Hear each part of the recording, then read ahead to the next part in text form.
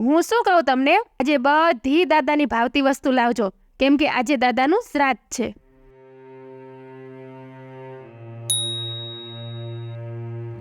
વહુ બેટા જમવાનું થઈ ગયું, મારે દવા પીવાનો ટાઈમ થઈ ગયો છે.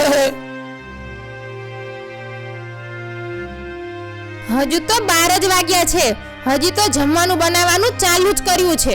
હજુ તો 1.5 થી 2 કલાક થશે. કાલના ઠંડા થેપલા પડ્યા છે, આપી દઉં? ચાલશે બેટા, આપી દો. કેમ રહો છો? મમ્મીએ તમને ઠંડુ ખાવાનું આપ્યું એટલે? ના બેટા ના, હું એટલા માટે નથી રોતો. આમાં તારી મમ્મીનો કાંઈ વાંક નથી બેટા. આજથી વર્ષો પહેલા તારી દાદીએ પણ મારા બાપુજીને ટાઢું ખાવાનું ખવડાવ્યું હતું અને મેં એને રોકી નથી. એનું જ પરિણામ હું ભોગવું છું બેટા. તારી મમ્મીનો કાંઈ વાંક નથી બેટા.